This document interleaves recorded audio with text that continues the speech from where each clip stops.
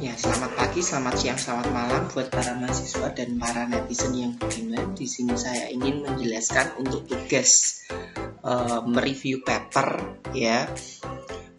Pada pertemuan sebelumnya saya sudah memberikan tugas untuk mereview salah satu paper penelitian ya, salah satu paper riset.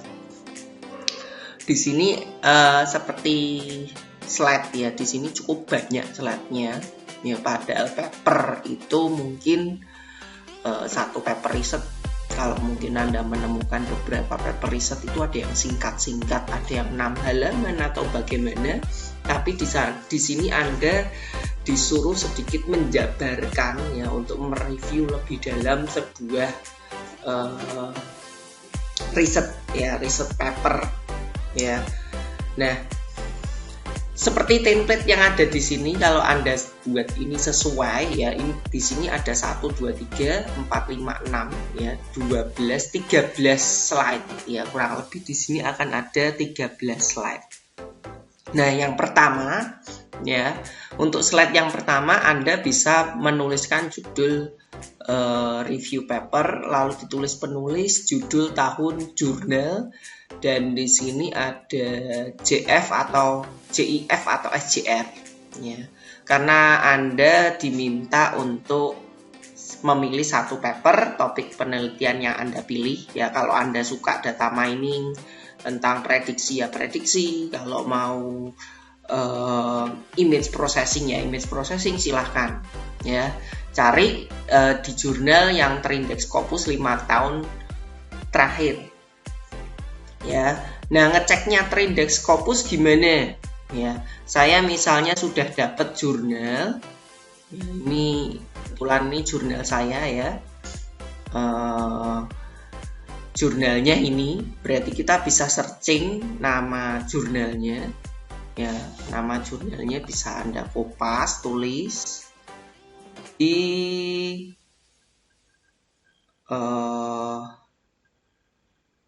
ini ya, kita masukkan, kalian bisa buka skema GoJR ya, skema GoJR, lalu tuliskan di sini jurnalnya, atau bisa menuliskan ISSN-nya kalau ada. Tapi kalau misalnya kesulitan, tulis saja jurnalnya ya.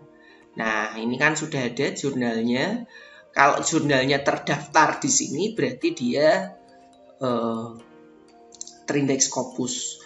Nah, kalau Anda ingin nyari jurnal yang pasti terindeks Scopus, Anda bisa searching di Science Direct atau IEEE ya, atau Springer misalnya. Nah, jadi ini jurnal-jurnal yang pasti terindeks Scopus lah ya. Nah, tapi di dalam Science Direct, IEEE ataupun Springer itu memang tidak semua makalah itu terindeks berbentuk jurnal ya. Ada yang berbentuk conference, ada yang berbentuk buku ya. Misalnya saya berikan contoh ini, kalau Anda searching di Science Direct image steganografi misalnya, saya akan searching. Nah, di sini akan ada beberapa pilihan ya. Anda bisa pilih cari yang jangan prosedia ya, jangan yang prosedia. Ya, kalau prosedia itu umumnya karena di sini pilihannya cukup banyak dan di sini tidak ada pemilihan jurnal ataupun conference. Tapi kalau yang judulnya prosedia ini adalah conference, jadi ini jangan Anda pilih ya. Anda bisa mencari yang jurnal-jurnal saja yang ini pastinya dia adalah sebuah jurnal, ada tulisannya nanti. Ini material today, ini proceeding itu juga tidak ya. Jadi yang dipilih adalah jurnal. Nah, kalau Anda searching di IEEE Explore, misalnya di sini saya juga sama ya. Saya di sini memilih topik image steganografi. Saya juga akan searching di Springer. Nah, ini sama ya, karena searchingnya ini cukup kuat. Ya, makanya ini. Nah, Kalau di IEEE itu ada pilihannya jurnal, berarti Anda bisa klik yang ini ya, lalu di apply. Nah, itu ada yang pilihannya jurnal atau ini error, ini saya reload ya. Nah, jadi Anda bisa pilih ya yang jurnal, atau mungkin ditambahkan dengan early access artikel, ini boleh. Early access artikel ini sebetulnya seperti jurnal yang barusan terbit tapi dia belum dapat nomor. Ya, jadi Anda bisa pilih jurnal-jurnal atau paper yang sudah terbit. Kalau ini pasti terindeks push ya. Nanti Anda bisa searching, pastikan di Skimago yang ada di sini, tuliskan nama jurnalnya. Nah, ini kelihatannya ada error ya, ya sudah ya. Nanti kalau di Springer sebetulnya hampir mirip dengan IEEE ya.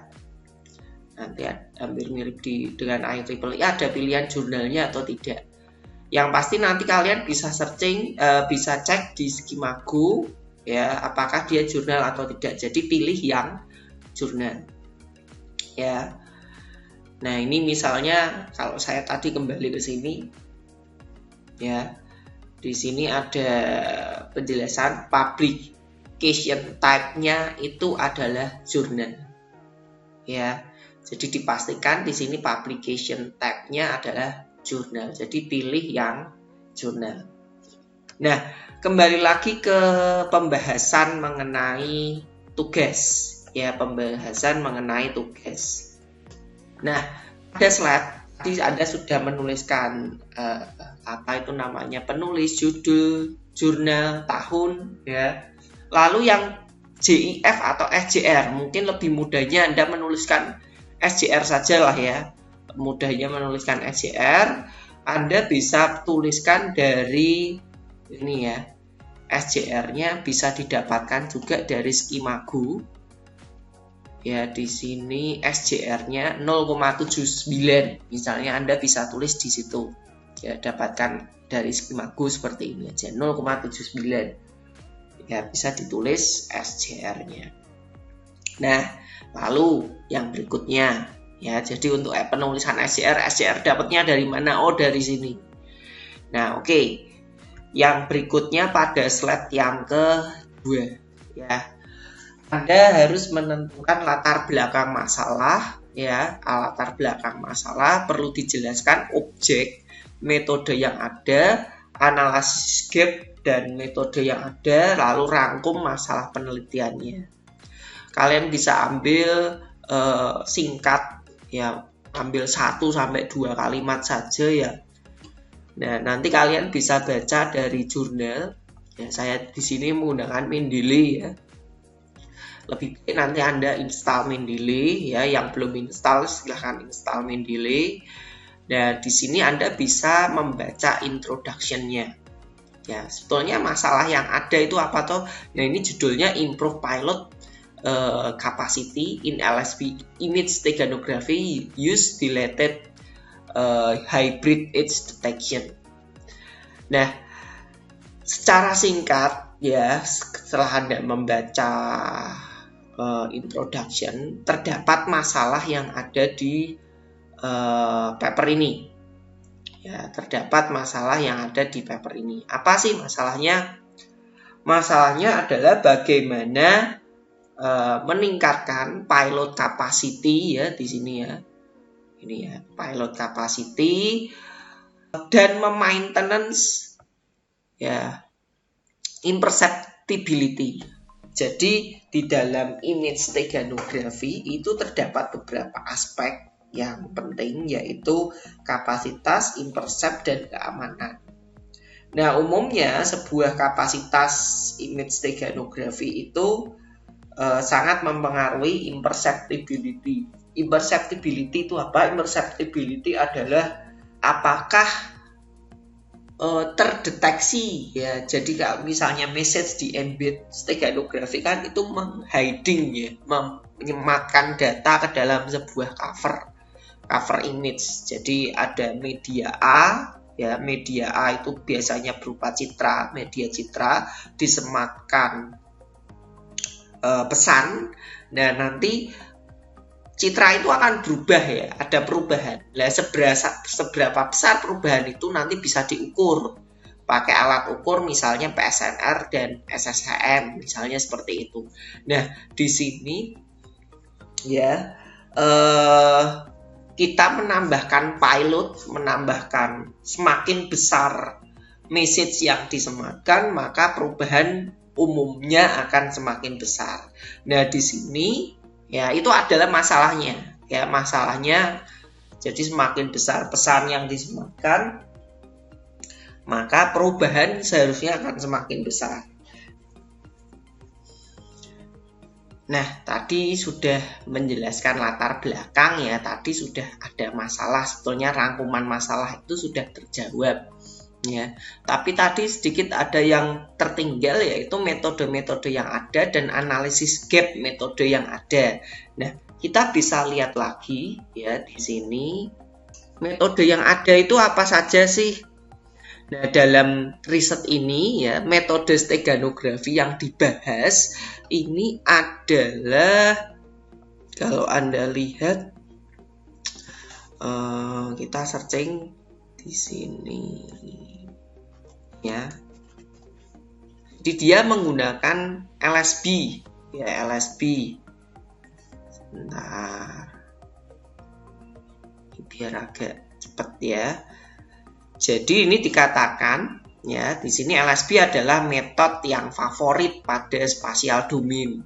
Ya, sebetulnya ada metode lain ya, tapi di sini yang dibahas itu adalah metode LSB. Tapi di dalam metode LSB di sini ada beberapa metode tambahan. Ya, jadi metode tambahan ya bukan metode LSB-nya di sini, tapi optimalisasi metode LSB yang dibahas di sini. Ya, caranya dengan apa? Dengan ada beberapa yang melakukan expanding ya, atau expanding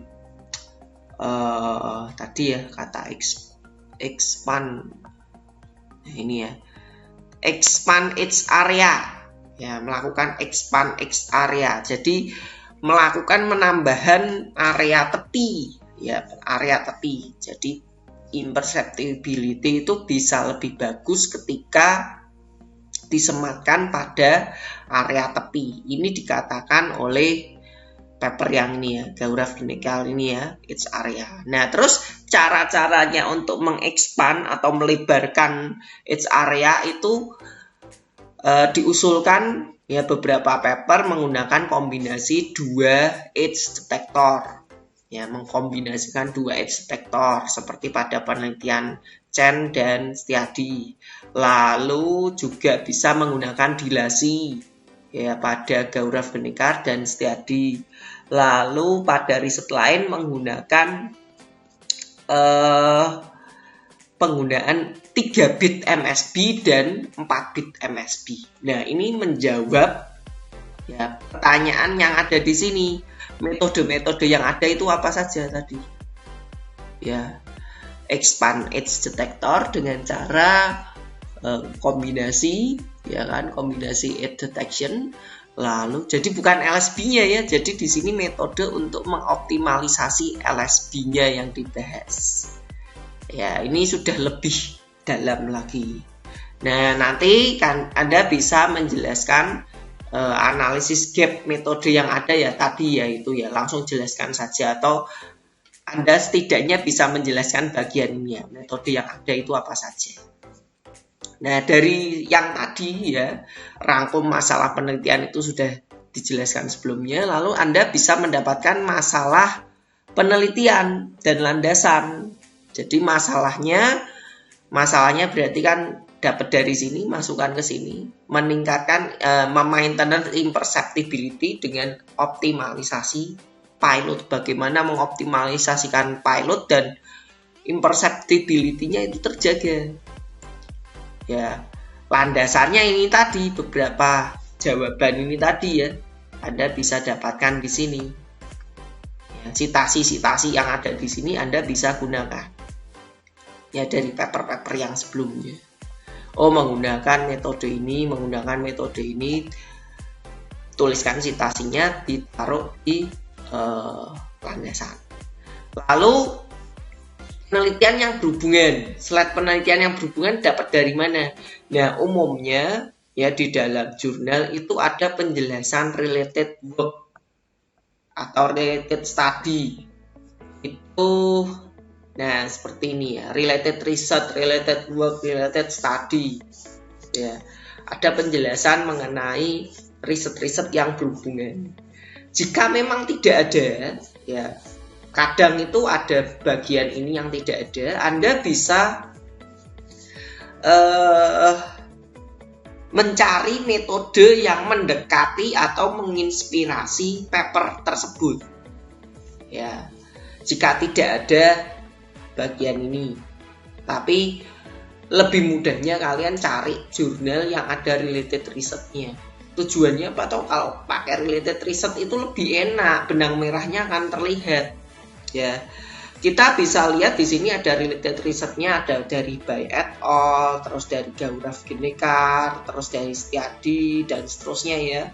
Nah, Anda perlu membaca papernya juga ya. Jadi memang dalam satu paper Anda bisa membaca papernya juga. Di sini kan Anda lihat loh, metode A, tuliskan metode yang berhubungan. Metode A ini dari Bai et al. Atau kalau kalian bingung menuliskannya metodenya itu apa, tulis judulnya. Bai et al itu yang ini ya, yang ini. Nah, ini judul papernya apa dari Bai et al. Terus kalau bisa lebih paham lagi di dalamnya itu ngapain dijelaskan. Ya. Tuh dari Bai et al. Lalu metode A ya ini ya. Nanti kalian jelaskan, kalian gambarkan di sini ya deskripsinya gimana. Dari Bai et al itu cara kerjanya gimana, kalian perlu membaca sedikit yang ada di sini. Nah, ini ya. Biasanya kalau paper-paper yang bagus itu ada tahapannya. Ya. Ada tahapannya seperti ini. Nah, lalu yang Bai et al, terus metode B.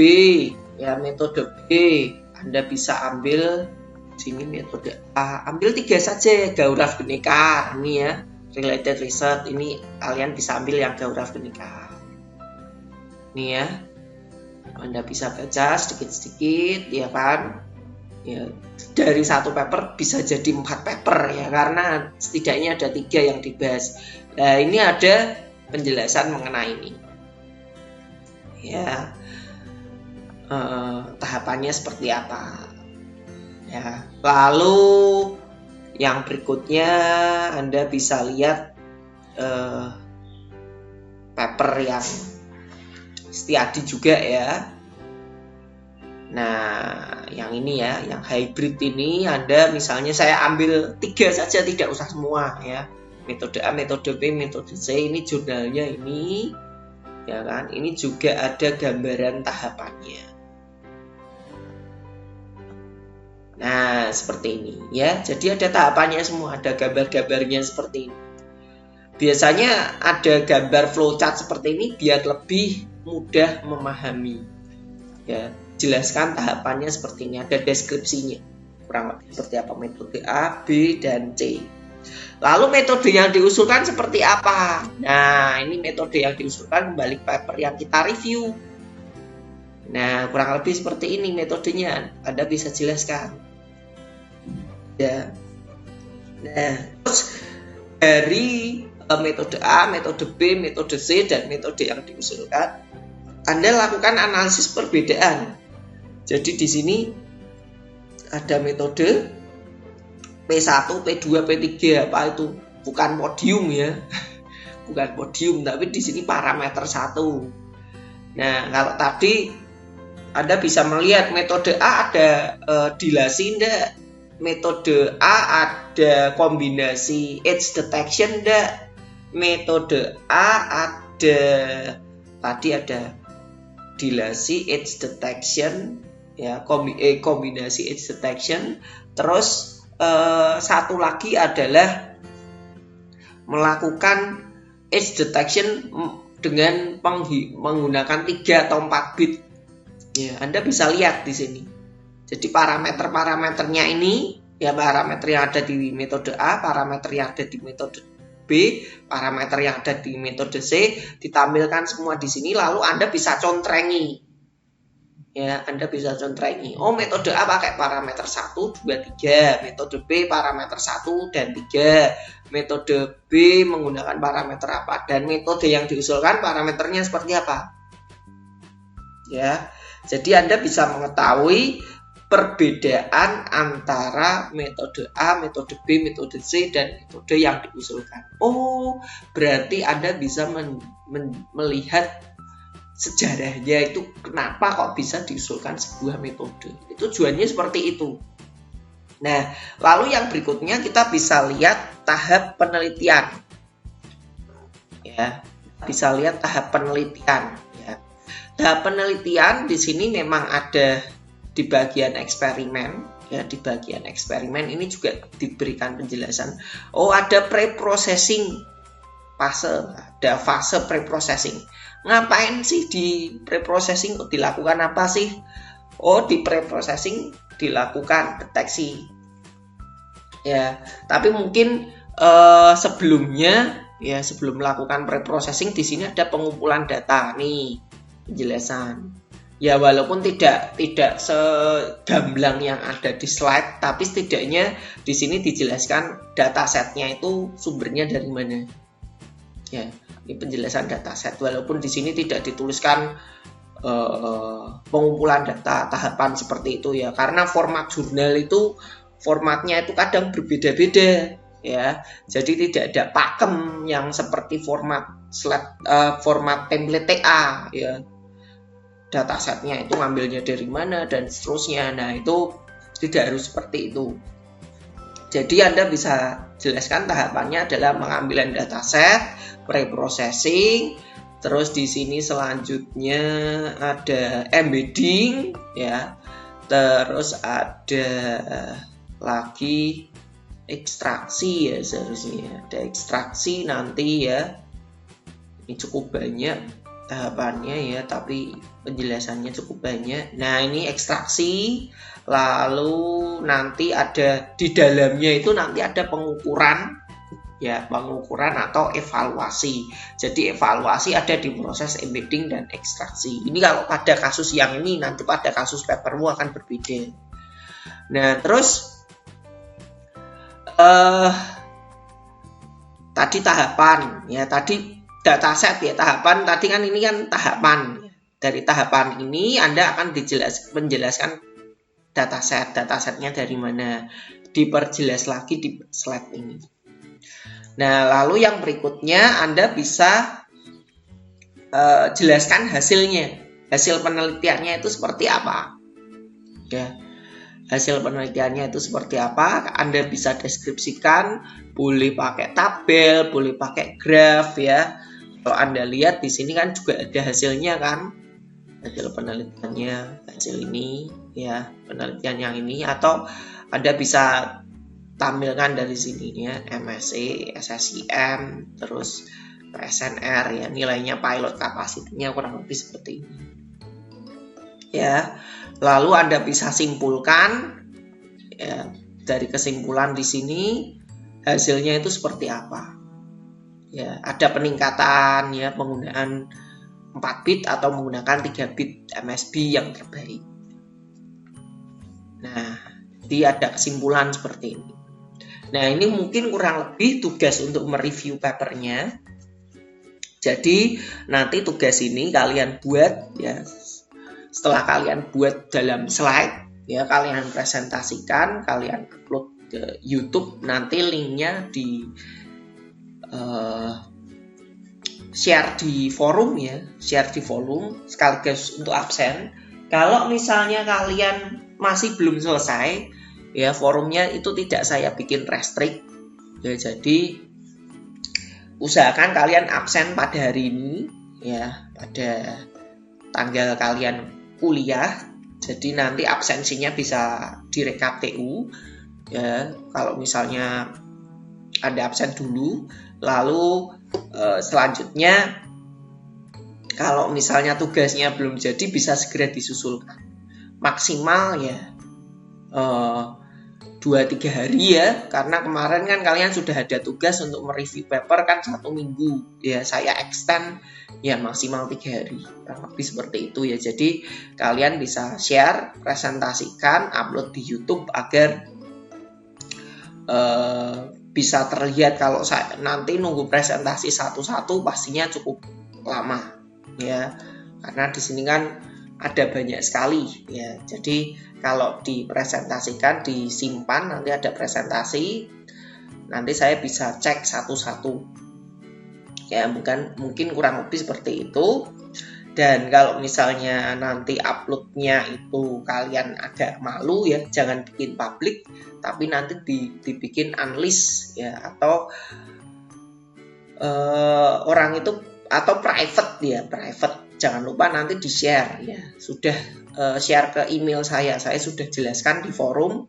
Jadi nanti silahkan kalian cek di forum yang ada di Kulino. Mungkin kurang lebih seperti itu ya. Terima kasih dan selamat belajar.